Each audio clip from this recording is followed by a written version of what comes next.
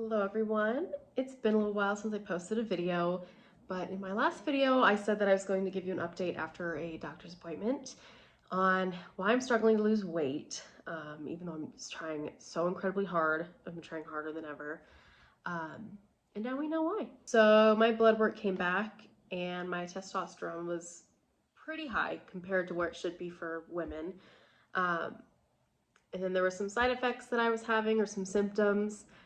Like, I'll be open with you guys, haven't had my period in almost a year, so obviously that's concerning. And every time I talked to my doctor before, she said, oh, that's normal on birth control, you know, some people just don't get it.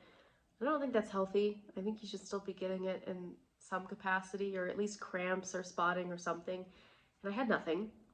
So after talking with her a little bit more, it sounds like I most likely have PCOS. And just a quick disclaimer, in this whole video, this is all going to be my personal experience, my diagnosis with my doctor, my symptoms. So if you have any questions or concerns, or maybe think that you have something going on, please consult with your own doctor before self-diagnosing. This isn't something you can take medication for, but I just always would prefer you go to a professional. So I've been working out for 3 years, lifting weights.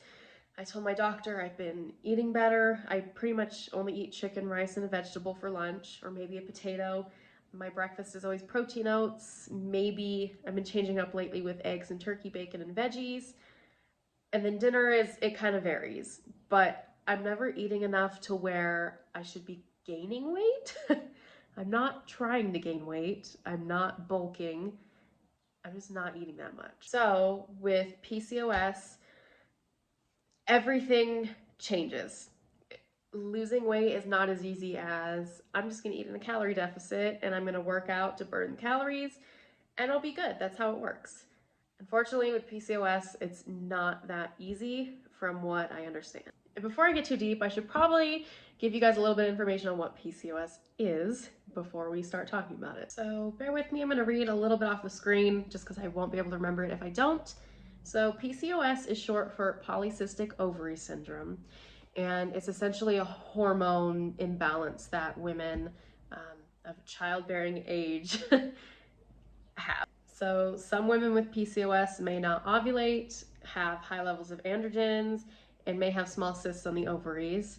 PCOS can cause missed or irregular menstrual periods, excessive hair growth, acne, infertility, and weight gain. There's a bunch of other symptoms. Those are just the main ones off of Google. And so there's 2 types of PCOS. One where you have high testosterone, and so your body isn't creating the correct female hormones in the amount that you need.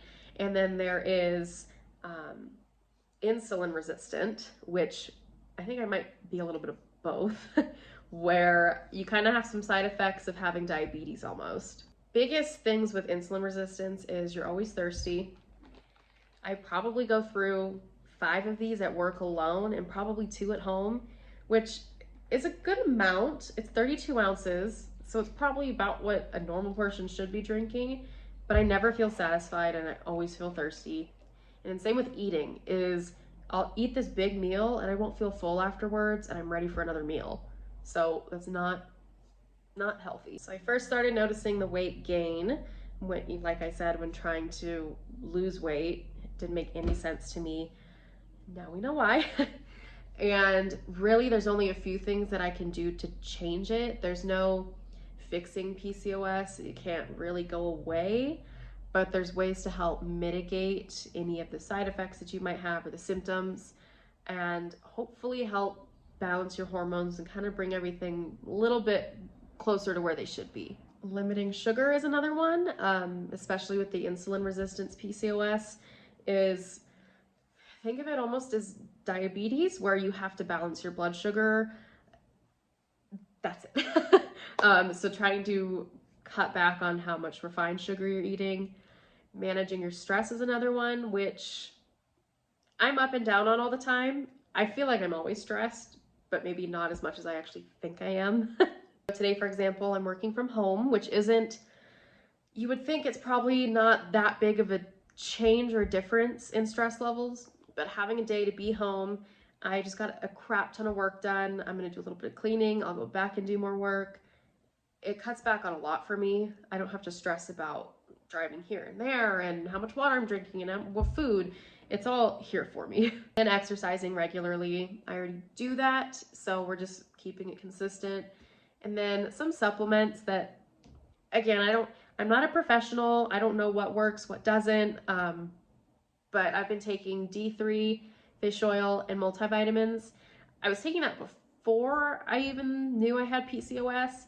I just felt like some of the symptoms I was having would be beneficial to take those vitamins. I've always had a D3 deficiency. Fish oil, it's good for you anyway, and multivitamins is good for you anyway. So I'm not gonna make my whole channel this, obviously, but I think I'm gonna start trying to incorporate maybe PCOS friendly meals or snacks or just how my journey is going. I think it's important to talk about because I don't think that women know about this.